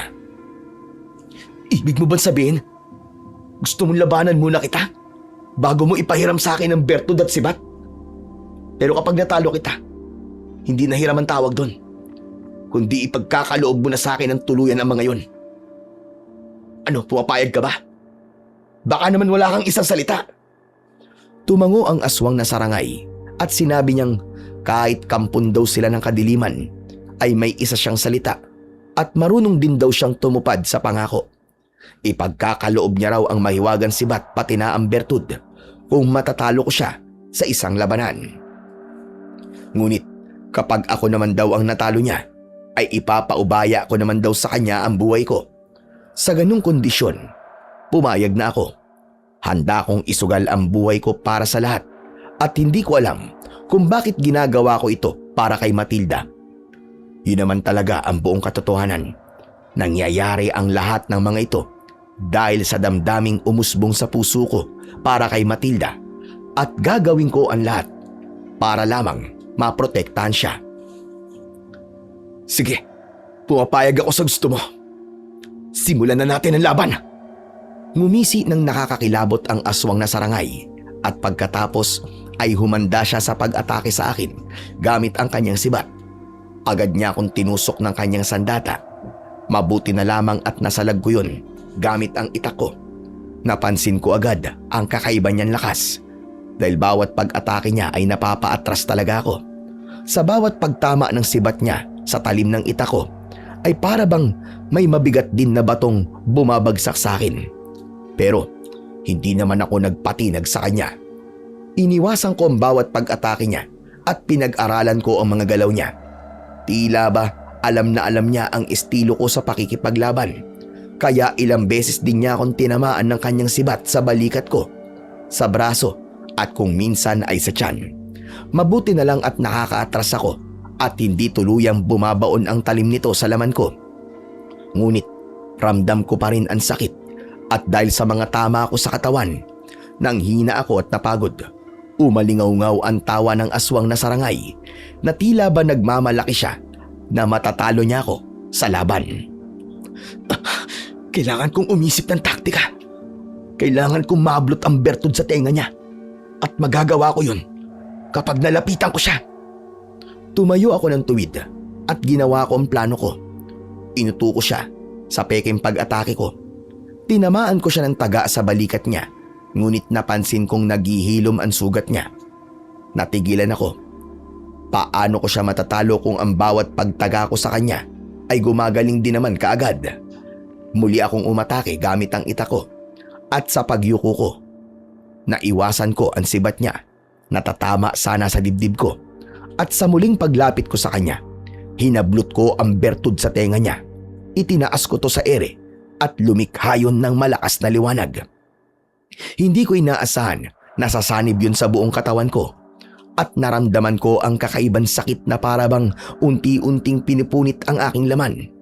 Humalakhak ng tawa ang aswang na sarangay at sinabi nito na hindi basta-bastang sumasanib ang kanyang kapangyarihan sa isang ordinaryong tao. Kailangan mo na raw nitong suriin kung hanggang saan ang tapang ko at kung hanggang saan ang tatag ng katawan ko para tiisin ang sakit na mararamdaman ko. At tama siya. Talagang napakasakit ng nararamdaman ko ng mga sandaling yon na para bang hinihiwa ng itak ang laman ko. Kaya pala walang nagtatagumpay na makuha ang mahiwagang sibat dahil sa brilyante pa lang ay makakaramdam na kagad sila ng matinding sakit. Pero tiniis ko talaga ang sakit at mahigpit kong hinawakan ang aking itak. Hindi ako magpapatalo sa sakit na nararamdaman ko. Magtatagumpay ako. Makukuha ko ang mahiwagang sibat mo. Kahit nanginginig noon ang buong katawan ko Dahil sa labis na sakit, sinugod ko ang nakatayong aswang at tinaga ko siya ng paulit-ulit na agad naman niyang sinalag gamit ang kanyang sibat. Maya-maya pa ay gumanti siya sa akin ng tusok ng sibat na agad ko ring naiwasan. Kasunod ng paghawak ko sa sibat nito, ng mga sandaling yon ay naglaho na ang sakit na nararamdaman ko sa aking katawan. Natigilan ang aswang. Lalo na at lumakas ang liwanag na bumabalot sa katawan ko. Naramdaman ko rin ang malakas na enerhiya na gumagapang sa braso ko. Kahit anong gawing paghila ng aswang sa sibat ay hindi niya na ito mabawi sa mga kamay ko. Dito na ako umikot at tinaga ko siya sa kanyang balikat. Napaluhod siya sa sahig ng kuweba at sa pagkakataong yun, hindi na naghilom ang sugat niya dahil siguro nagtataglay na rin ako ng bertud ng sarangay. Gumaling din ang mga sugat ko at lumakas ang katawan ko. Maya-maya pa ay narinig ko ang yabag ng mga paa ng mga aswang na papasok sa loob ng kuweba. Nadatnan nilang nakaluhod ang kanilang pinuno sa harapan ko. Napansin din nila ang malakas na liwanag na bumabalot sa katawan ko. Natigilan silang lahat at lumuhod din sa sahig ng kuweba. Ilang sandali pa ay naramdaman kong binitiwan ng aswang na sarangay ang sibat at nagbigay-pugay rin siya sa akin sa pamamagitan ng paghalik niya sa sahig ng kuweba. Sinabi ng aswang na sarangay na ako raw ang pangalawang mandirigmang nakakuha sa bertud at ako rin daw ang kauna-unahang manunugis na magkakaroon ng mahiwagan sibat. Nakapasaraw ako sa pagsubok niya dahil wala naman daw talaga siyang balak na kunin ako bilang kapalit sa pagkatalo ko. Kahit kailan daw ay hindi sila kumain o tumikim ng karne ng tao. Ipagkakaloob daw niya sa akin ang kanyang sandata, kapalit ng pagpapanatili ko ng katahimikan sa baryong yon. Nakiusap din siya na kung maaari daw ay kunin at bawiin ko ang bertud na kinuha sa kanya ng pinuno ng mga garyaw. Paano naman ang ama ko na pinatay mo? Si Teryo na manunugis ng mga aswang. Siya ang ama ko. Sinabi niya na hindi siya ang pumatay sa ama ko dahil nakuha rin daw nito ang bertud niya. Ang totoo raw na pumaslang sa ama ko ay ang pinuno ng mga aswang na garyaw dahil kinuha raw nito ang bertud na nakuha ng ama ko sa kanya. Tumayo ang sarangay at hinawakan niya ang kamay ko. Sila naman daw ang nangangailangan ng tulong ko. Handa rin daw siyang makipagtulungan sa akin. Kaya paniwalaan ko raw ang sinasabi niya. Humingi rin siya sa akin ng pasensya dahil ang ginawa raw niya kanina ay bahagi lamang ng pagsubok niya sa akin. Kung ganon, gusto kong makilala ka at ipakita mo ang tunay mong anyo bilang tao. Wala na raw dahilan para itago niya kung sino siya. Nagbago ang anyo niya bilang tao.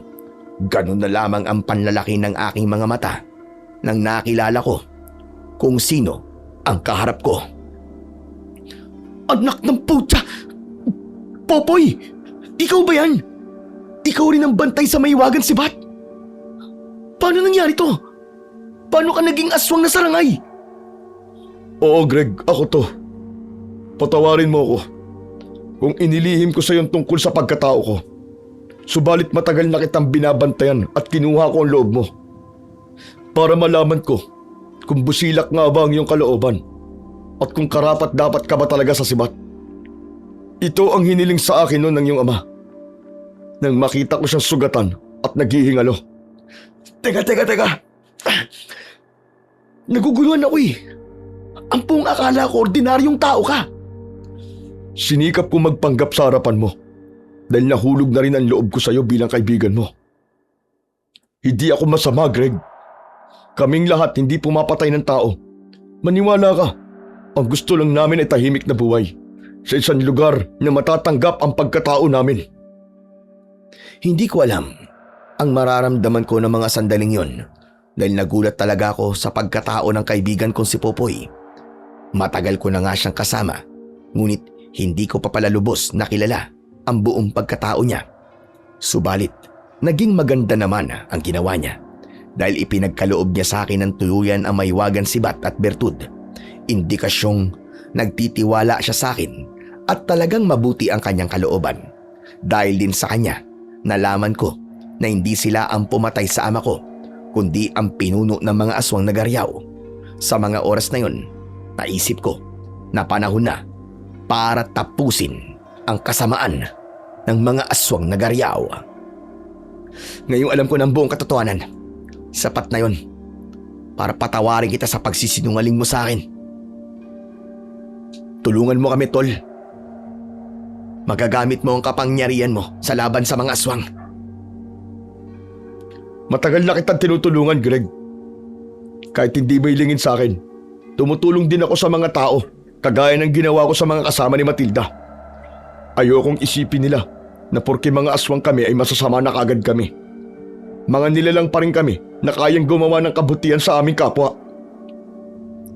Saksi ako sa kabutihan mo, Poy. Kaya huwag ka mag-alala. Tanggap kita kahit sino ka pa.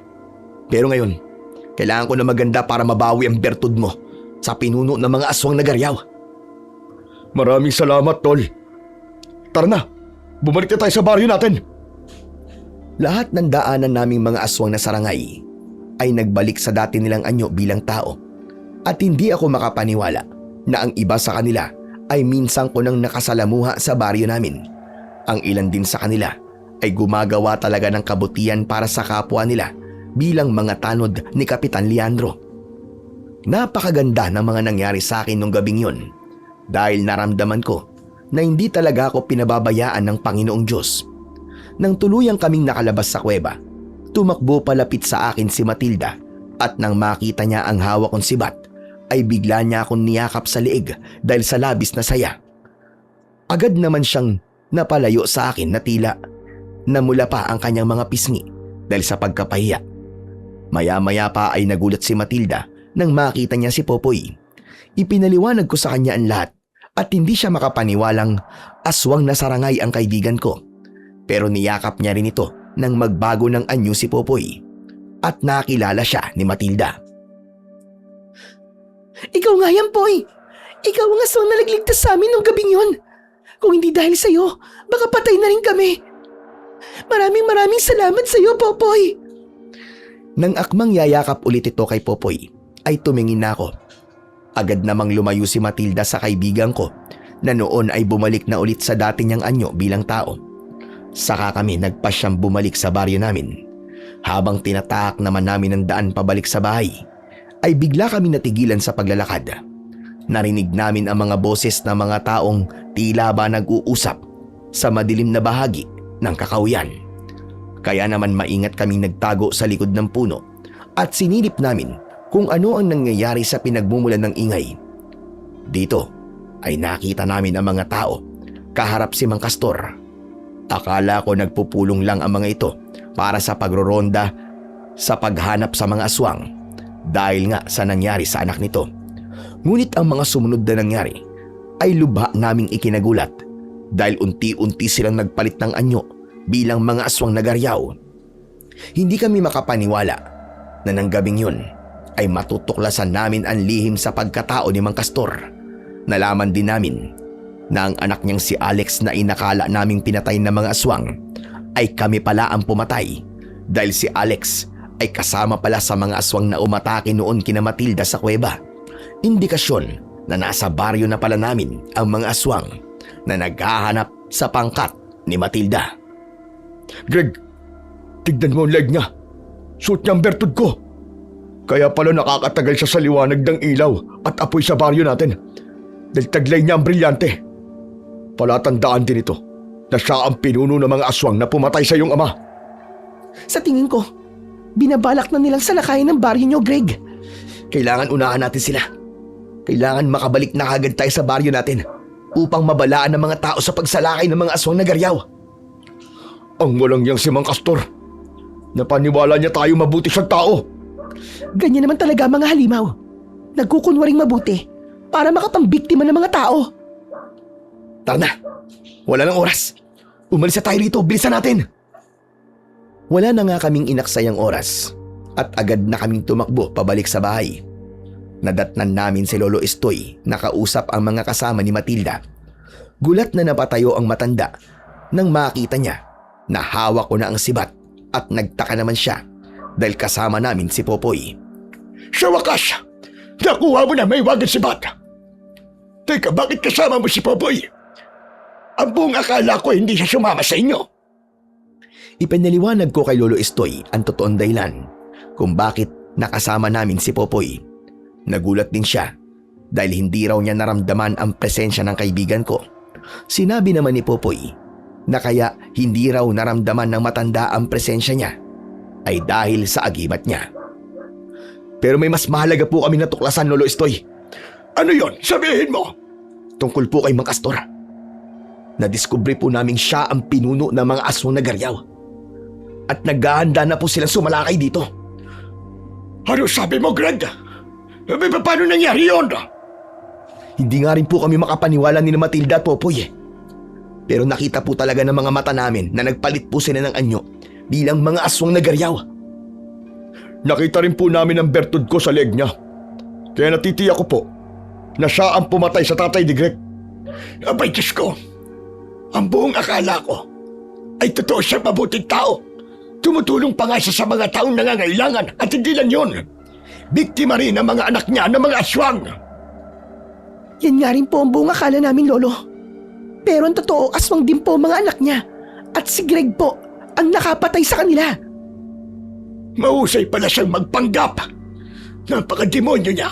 Napakasama. Kaya nga po kailangan na natin kumilos, Lolo Estoy. Maya-maya lang po darating na sila. Ang mga kasama mo, Matilda, itago mo sila sa kabilang kubo at palibutan nyo ng siga ang buong bahay para hindi makalapit ang mga aswang. Kami naman ni Popoy, aabangan namin ang pagdating ng mga aswang na garyaw sa baryo natin. Sasama ako sa iyo, Greg. Apo ko, mapanganib kung sasama ka sa kanila. Pero kaya ko po silang labanan, Lolo. Matagal ko na po itong ginagawa, kaya sige na po. Payagan niyo na po akong sumama sa kanila. Malaki rin po may tutulong ko sa kanila. Tama si Matilda, Lolo. Mahusay siya sa pana. Kaya malaki talaga ang gagampanan sa sandata niya sa naiisip kong gawin. Pero Poy, baka mapahamak naman si Matilda. Ngunit siya lang makakagawa ng naiisip kong paraan. Ano bang paraan niyan, Popoy? Ang kanyang palaso ay lalagyan natin ng tela na mayroong plastik. Basta yung mga materyales na kayang gumawa ng apoy na tatama sa katawan ng mga garyaw. Mas maganda nga po kung may gaas para madaling makagawa ng apoy at yung pong gagamitin niyang sandata laban sa mga aswang. Sa ganung paraan, hindi siya malalapitan ng mga aswang dahil mapapatay niya kagad ang mga ito. Dahil may punto naman si Popoy sa kanyang sinabi, ay pumayag na rin kami sa gusto niyang mangyari. Inihanda namin ang mga kakailanganin namin at si Lolo Estoy naman ang bahala sa mga kasama ni Matilda. Kaming tatlo naman ay kinausap namin ang mga kababaryo namin. Sinabi naming kailangan nilang gumawa ng apoy para paghandaan ang pagsalakay ng mga aswang. Nung una, hindi sila naniniwala na may aswang. Ngunit nang magpalit ng anyo si Popoy para ipakitang totoo ang sinasabi namin, ay naniwala din sila. Lahat sila ay nagkasundong gumawa ng apoy sa paligid kaya lumiwanag ang buong baryo. Kaming tatlo naman ay inabangan ang pagdating ng mga garyaw. Hawak ko noon ang mahiwagang sibat at pana naman kay Matilda. Kaya nang dumating si Mang Castor kasama ang mga alagad niya, ay nagulat siya at hindi sila makalapit sa mga bahay. Tanging si Mang Castor lang ang hindi naaapekto ng liwanag dahil sa suot niyang bertud ng sarangay. Kung ganun, pinaghandaan niyo pala ang pagsalakay namin. Oh, dahil nakita ka namin, Mang Castor. Kaya huwag ka na magsinungaling o magtago sa anyo mo bilang aswang. Dahil kabayo pa rin ang itsura mo, kahit nasa anyo kang tao. Tumawa ng malakas si Matilda upang mas lalong galitin si Mang Castor. Kaya naman, kahit maliwanag ang paligid, inutusan niyang umatake ang kanyang mga alagad. Kaya lang, nang tamaan sila ng liwanag ay naging tao sila at dito namin sila inatake. Sinugod namin sila hanggang sa kanilang kinaroroonan. Dahil nanghihina sila, agad namin silang napatay. Ang mga walagya! Pinatay niyo ang mga alagad ko! Sige! Umusin sila! puntirya inyo, mga apoy! Nagulat din si Mang Castor nang makita niya ang sibat ko. Agad ko itong itinusok sa lupa at lumikha yun ng malakas na liwanag na nagpaatras sa mga alagad ni Mang Castor. Si Popoy naman ay nagpalit na rin ng anyo bilang aswang na sarangay at sinugod niya ang mga kalaban na garyaw sa kakawyan. Samantalang si Matilda naman ay nagpakawala na rin ng palaso sa ere. Lahat ng tamaan nito ay nasusunog ang katawan dahil hindi sila basta-basta napapatay ng apoy. Sinugod ko naman sila at sinaksak ko sila ng sibat at lahat ng tamaan ko ay naging abo ang katawan. Kaya ko rin silang ibalibag sa lupa nang walang kahirap-hirap. Tuluyan na ngang nagkagulo sa baryo namin. Saka ko naman hinarap ang pinuno ng mga aswang na garyaw na si Mang Castor. Nagsimula ang bakbakan naming dalawa. Palitan kami ng pag-atake sa bawat isa at talagang katapat siya ng lakas ko kaya nahirapan akong pabagsakin siya. Ilang beses niya akong naibalibag sa lupa ngunit mabilis naman akong nakakabangon at nakakaganti sa kanya ng sibat na agad naman niyang naiiwasan. Si Popoy naman, nang maubos niya ang mga kalaban ay tumabi na rin siya sa akin at dalawa kaming nakipaglaban kay Mang Castor. Kahit nagsanib puwersa pa kayo, hindi kayo mananalo sa akin. At kapag nawala ang apoy sa siga nila, ay saka ko sila papatayin. Uubusin namin ang mga tao nito! Kaya sige na, sumugod lang kayo. Nagmakita nyo ang hinahanap ninyo! Naunang umatake sa kanya si Popoy. Subalit sinalubong siya ng suntok ni Mang Castor at tumilapon siya sa puno. Nang makahanap naman ako ng pagkakataon, ako naman ang sumugod sa pinuno ng mga garyaw. Gamit ang mahiwagang sibat, itinara ko ito sa tiyan niya at lampasan ito hanggang sa likod niya. Umangil siya na malakas dahil sa labis na sakit at tumigil ang iba pa niyang mga alagad. Sinubukan nilang tulungan ang pinuno nila, ngunit inatake sila ni Popoy. Tumama rin sa kanila ang palaso ni Matilda. Ang taong bayan naman ay dumampot ng kahoy na may apoy mula sa siga at inatake nila ang mga natitirang garyaw. Mga kasama, sabuyan nyo rin ang asin ng mga aswang! Mula sa bahay ay lumabas ang mga kasama ni Matilda at sinabuyan nila ng mga asin ang ibang mga aswang na garyaw. Napuno ng pag-angil at daing ang buong paligid. Ako naman, muli kong hinugot ang sibat sa katawan ni Mang Castor at muli ko rin siyang sinaksak ng sibat sa kanyang dibdib. Nagkikikisay ang katawan niya, sabay hablot ko ng bertud sa leeg niya. Hindi maaari! Hindi niyo ako matatalo! Talo ka na at pagbabayaran mo ng buhay mo ang mga kinuha mo. Kasama na ang buhay ng ama ko. Hetong sayo! Lumiwanag ang mga bertud at nasunog ng tuluyan ang katawan ni Mang Castor hanggang sa maging abo ito kasama ang mga alagad niyang tinamaan ng liwanag mula sa mga bertud ko. Si Popoy naman ay bumalik na sa anyo bilang tao. Nang tuluyang maglaho ang kaguluhan, ipinagtapat namin sa mga tao kung anong uri ng nilalang ang mga aswang na sumalakay sa aming baryo. Saka ko lang napagtanto na ang ibang mga sarangay na kalahi ni Popoy ay tumulong din pala sa amin. May mga buwat silang mga bata na naipit sa kaguluhan. Napatunayan namin ng gabing yun na hindi lahat ng mga aswang ay masasama. Nagulat din ang mga tao nang magbalik sa dating anyo ang mga kalahi ni Popoy. Lahat sila ay mga tanod na minsan na ring nagligtas ng mga tao. Kinabukasan ay akmang aalis na ang mga kasama ni Matilda, subalit pinigilan namin sila. Hindi niyo na kailangang umalis sa baryo namin. Simula ngayon, dito na kayo maninirahan. Siya nga naman mga kasama. Wala na tayong babalikan sa baryo natin. Ngunit dito, may mga pamilya tayong sisimulan at bubuuin. Pumayag sila na dito na nga manirahan sa probinsya ng Cordillera at tuluyan na nga bumalik sa katahimikan ng lugar namin. Ako naman ay naging kapitan sa baryo namin at ipinagpatuloy ko ang gawain ni Lolo Estoy bilang isang albularyo. Hindi nagtagal, nagpakasal din kami ni Matilda at bumuo ng sarili naming pamilya. Si Popoy naman ay bumalik sa kanilang tirahan at isinaoli ko sa kanya ang kanyang mga bertud, ngunit ang mahiwaga niyang sibat ay tuluyan na nga niyang ipinagkaloob sa akin. Lumipas man na maraming taon, ay hindi namin kinalimutan ang pangyayari nung gabing yun. Hanggang dito na lamang po ang aking istorya. At sana may natutunan kayo na magandang aral. Ang kasamaan ay hindi nagtatagal kapag merong kabutiang hahadlang. Kahit gaano pa kalakas ang kalaban, kung ang lalaban naman sa kanila ay nagkakaisa, hinding-hindi sila magtatagumpay. Lalo na kung ang namumuno sa kanila ay tunay na may gabay ng Diyos para talunin ang kasamaan. Ngunit sa lahat ng ito, natutunan ko na ang pagtulong sa kapwa ay isang kayamanang may pagmamalaki natin sa lahat ng mga tao. Maraming salamat po sa walang sawa niyo pong pagsubaybay at pagtangkilik sa akin pong YouTube channel na The Voice Addict.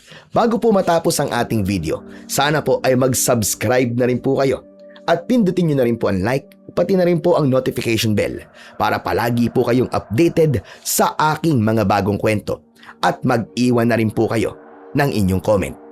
Muli, maraming salamat po at pagpalain po kayong lahat ng ating Panginoong may kapal na siya pong pinakamakapangyarihan sa lahat.